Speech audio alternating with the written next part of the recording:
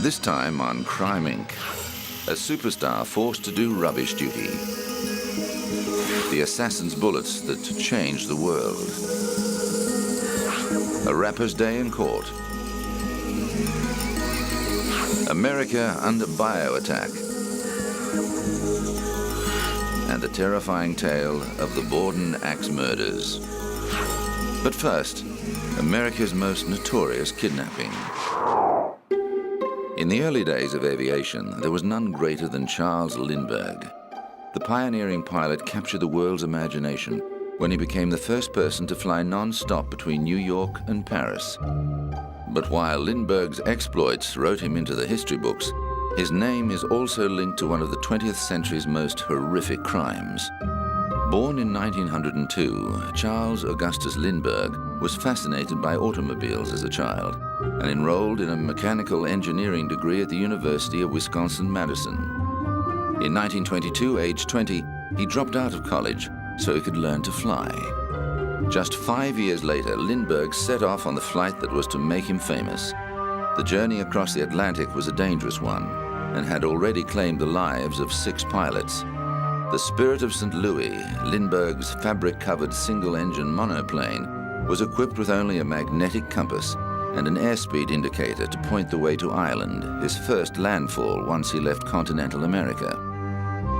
For 33.5 hours, Lindbergh battled storm clouds, icing and fog before arriving at France's Le Bourget airport, where he was greeted by a crowd of more than 100,000 people. France's president, Gaston Doumergue, pinned the Legion of Honor to the lapel of Lindbergh's borrowed suit, and on his return to the United States, his own president presented him with a Distinguished Flying Cross. At only 25 years of age, Lindbergh was one of the most famous men in the world. In 1929, he married Anne Morrow, who learned to fly and traveled the world with him, charting new air routes. But the couple was constantly hounded by the press and built a large private estate in New Jersey in an attempt to escape public attention. Charles, their first child, was born in 1930, but the Lindberghs suffered a parent's worst nightmare when the little boy disappeared from their home on March the 1st, 1932. When the frantic parents searched his room, they found a ransom note demanding $50,000 on the windowsill. A roughly made ladder lay on the ground outside. Retired school teacher John Condon offered his services as a go-between and was able to strike up communication with the kidnappers through classified advertisements in the Bronx Home News. A sleeping suit sent through the mail convinced the Lindberghs that the contact was legitimate. On April the 2nd, after receiving an anonymous phone call, Condon delivered a ransom of $50,000 in new bills and $20,000 in soon-to-expire gold currency to a man who handed him a note claiming the boy was being held on a boat at Martha's Vineyard. But when Lindbergh went to the marina, there was no sign of his child. In desperation, he flew a low pass over the boats in the hope of flushing the kidnappers out, but there was no sign, and he realized they'd been duped.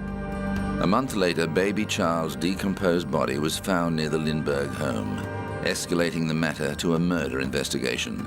The New York City Police, Federal Bureau of Investigation, and the state police combined forces to track down the perpetrators. On September the 15th, 1934, they had a breakthrough.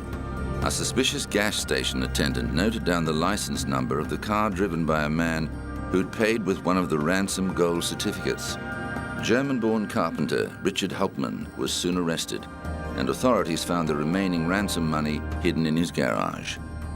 Hauptmann protested his innocence, arguing that the money and gold certificates had been left by his friend Isidor Fisk, who had since died. But both Lindbergh and Condon testified that Hauptmann's voice was the one they'd heard when the ransom was delivered.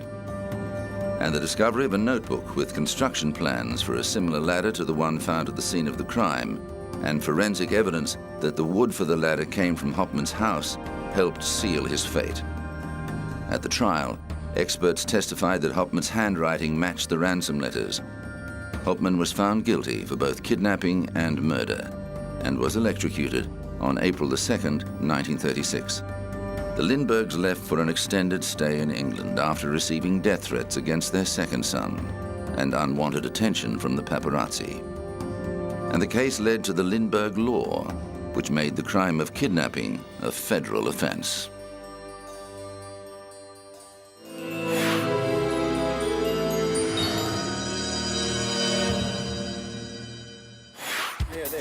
In the 80s, he was a chart-topping superstar, selling millions of albums around the world. But as well as the heights of fame, Culture Club's Boy George has also experienced the depths, battling drug addiction for more than 2 decades and losing 2 close friends to heroin. George's association with drugs and the people who take them led to a very public arrest in 2005. He was charged with cocaine possession after police found 13 bags of the drug in his New York apartment when they responded to a burglary report. The case was heard in Manhattan Criminal Court in March 2006, and the singer, who was born George O'Dowd, pleaded guilty to falsely reporting a burglary. He was sentenced to 5 days of community service and fined $1,000. The judge dropped the drugs charges, which could have meant a prison sentence of up to 5 years, but ordered George to attend drug rehabilitation.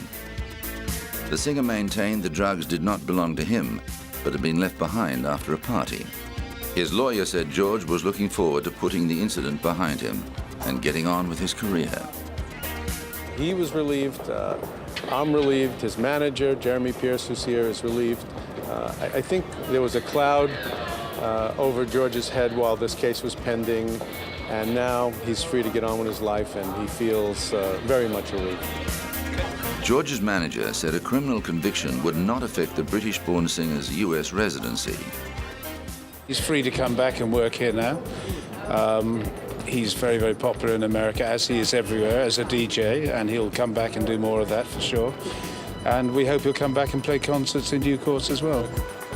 But only a couple of months later, George was back in court, being threatened with jail for not carrying out his community service sentence. Criminal court judge Anthony Ferrara gave George 2 months to complete the 5 days of community service. Defense lawyer Louis Freeman had argued in court that the singer was hoping to avoid the humiliation of dragging a rake around a city park and wanted to work with an AIDS charity. But the judge appeared angry and insisted that George would be treated the same as any other offender. He told him it was up to the singer to make his community service an exercise in humiliation or an exercise in humility, adding that if Boy George did not complete his community service, he would be jailed. George duly appeared on the streets of New York and completed the sentence, his actions recorded by a big posse of media. In 1995, George recounted his drug-induced fall from grace and how he had finally kicked his heroin habit in the autobiography Take It Like a Man. Later, he made a new career as a disc jockey and record producer. The second volume of George's memoirs, Straight, spent 6 weeks on the bestsellers list in 2007. He continues to tour and perform as a solo artist around the world.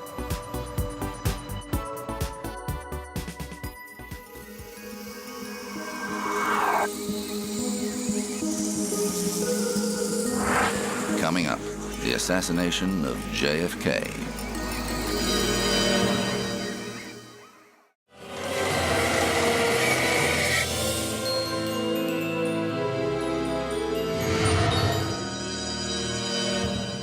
When an assassin's bullets ended the life of popular young President John F. Kennedy, the world was saddened and bewildered by the incomprehensible crime.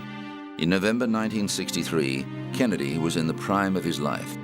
Public admiration of the charismatic young family reached such proportions that the White House became known as Camelot, after the popular musical about the life of the mythical King Arthur and the Knights of the Round Table.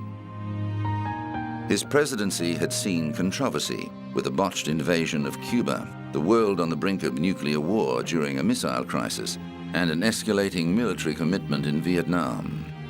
But Kennedy was also using his considerable popularity to forge ahead on civil rights and push for a nuclear test ban treaty.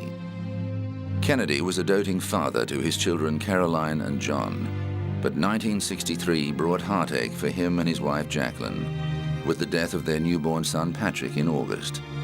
Behind the facade of the happy family, the Kennedys were grieving deeply for the loss of their little boy.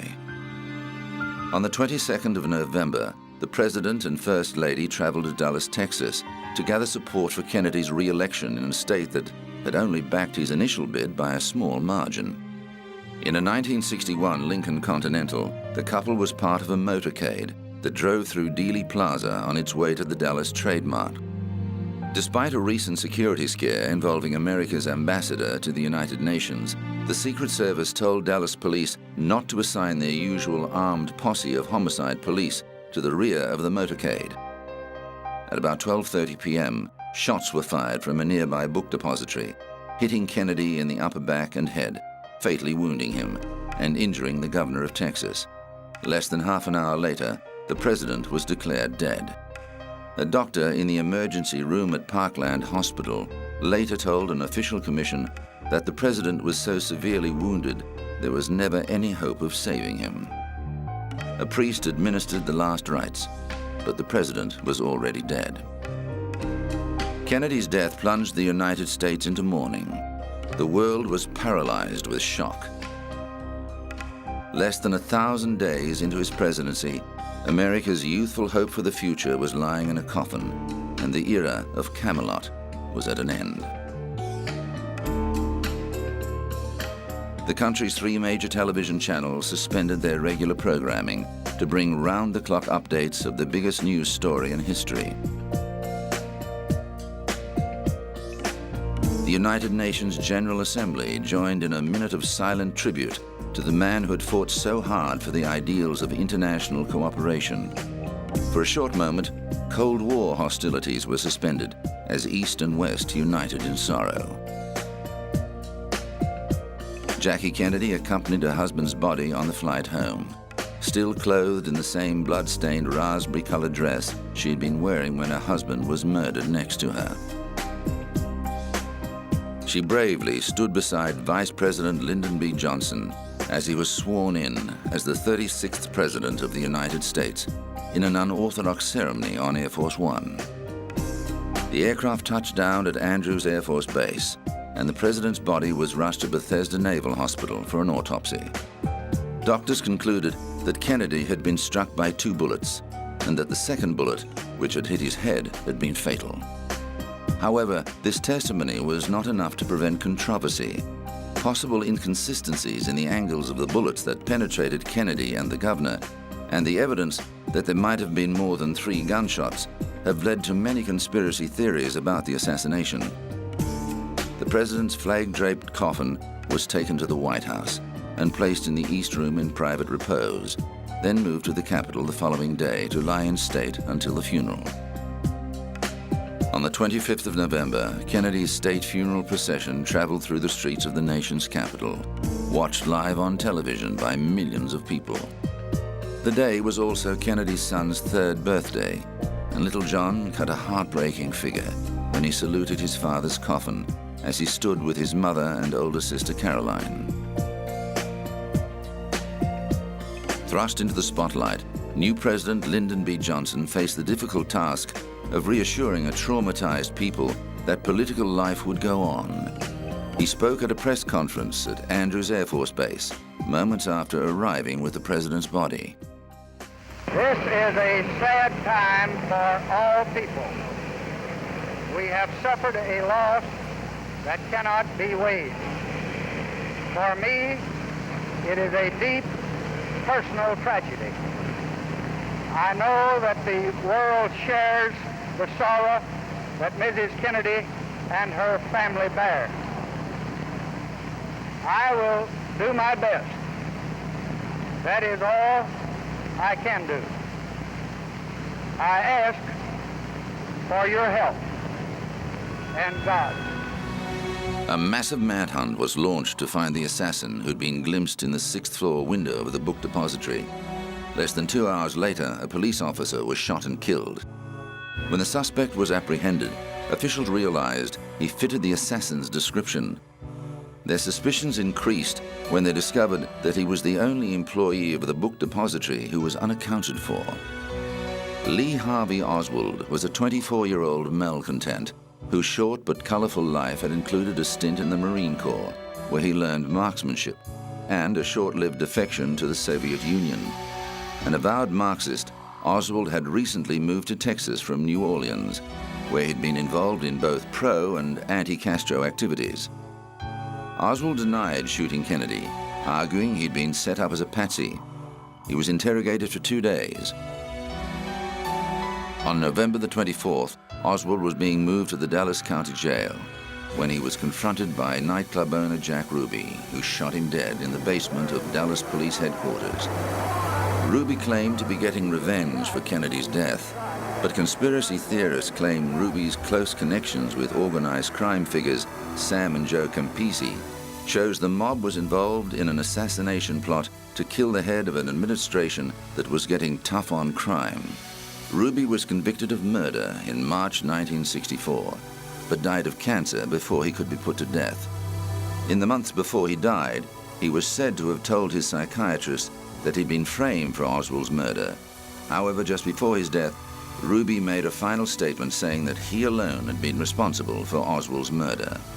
Whether it was a conspiracy or the work of just one man, the assassination of John F. Kennedy remains one of the world's most infamous crimes.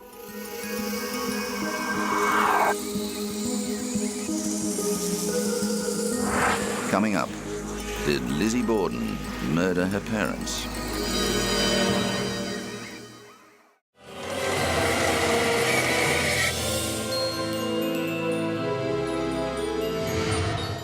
In his 16 years in the music business, rapper Kelvin Brodus, aka Snoop Dogg, has seen out some significant controversies. A 1993 arrest following the death of gang member Philip Wulder-Mariam in Los Angeles led to a high-profile murder trial. Brodus and his bodyguard McKinley Lee, who pulled the trigger, claimed they were acting in self-defense. The jury agreed and acquitted both men, but the case ignited a raging debate over whether the incendiary and provocative lyrics of gangster rap contributed to violence or was just a reflection of the world inhabited by its creators. In 2005, Brodus hit the headlines again, this time accused of raping 36-year-old makeup assistant Kylie Bell. But just before the case was made public, the rapper went on the offensive, suing her for extortion. Both lawsuits were eventually dropped. But the law wasn't finished with the troubled rapper, who was back in court in 2007, pleading no contest to felony gun and drug charges. His attorney argued Brodus needed the marijuana for health reasons. Snoop does have a valid medical marijuana certificate and in no way intends to violate the parameters of the health and safety code in this regard. The 35-year-old agreed to 5 years probation and 800 hours of community service under terms of the ruling. The court also banned Brodus from having any gang members in his entourage and ordered him to provide a DNA sample. With a no-contest plea, Brodus avoided a conviction and what could have been up to 4 years in prison, and he was given a strong incentive to stay on the straight and narrow. He knows that he will go to state prison, no ifs, ands, or buts, if he violates probation. It's very, very important. The charges stemmed from an incident in Burbank, California. Brodus was arrested on suspicion of transporting marijuana, and police then found a gun at his home. Brodus already had a 1993 conviction for gun possession. Following this, the musician said he wanted to be known for more than his indiscretions. Just the negative press, they always paint me out to be a bad boy, you know. You never hear about the good things that I do, you know what I'm saying? You always hear about the run-ins that I have with the law as opposed to the things that I do in the positive light. But Brodus' run-ins with the law have already affected his travel plans, with both Britain and Australia refusing him a visa because of his record. However, the rapper says those problems are now behind him, and he wants to focus on performing. I'm the real American gangster, and I would like to do a movie based on that in London, because London has a real fetish for that gangster-style music and movies, and Beckham is a fan of it, so hopefully we'll come together and create a movie or something. Whether or not the two team up professionally remains to be seen, but one thing Brodus is sure about is that he has some big things ahead.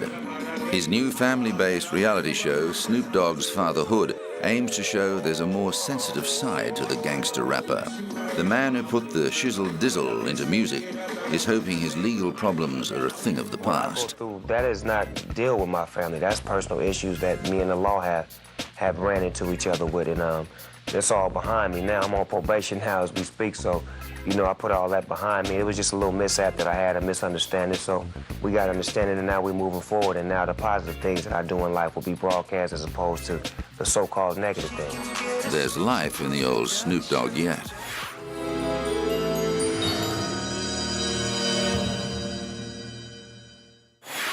Since the September 11 terrorist attacks, there's been a rising fear that the United States could be the target of a biological or chemical assault.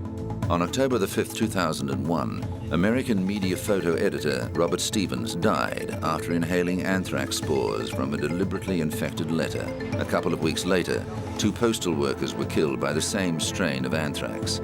Investigation showed that a series of anthrax-laced letters was sent to various American organizations. However, the crime remains unsolved.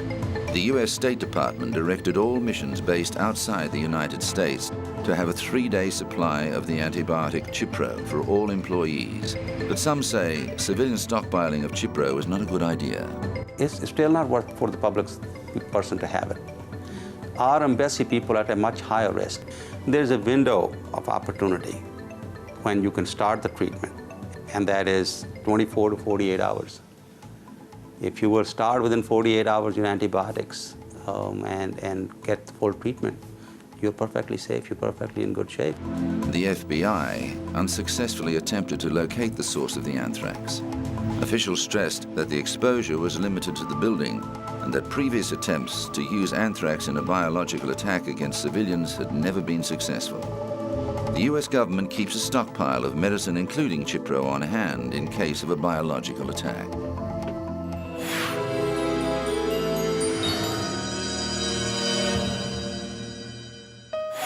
Lizzie Borden took an axe, gave her mother 40 whacks.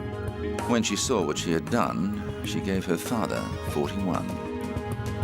For more than a century, the story behind this schoolyard ditty has intrigued America. Did Lizzie Borden really murder her father and stepmother in cold blood? Or did somebody else commit the gruesome murder? August the 4th, 1892 started like any day in the quiet New England town of Fall River. But late that morning, Irish maid Bridget Sullivan was startled to hear the 32-year-old daughter of the house call out to her that someone had murdered her father. Lizzie said she found Andrew Borden slumped on the sitting room sofa. When the doctor arrived, he discovered that the head wounds were so severe, one of Andrew's eyes was severed. The body of Lizzie's stepmother, Abby, was found upstairs in the guest room. She'd also been bludgeoned to death.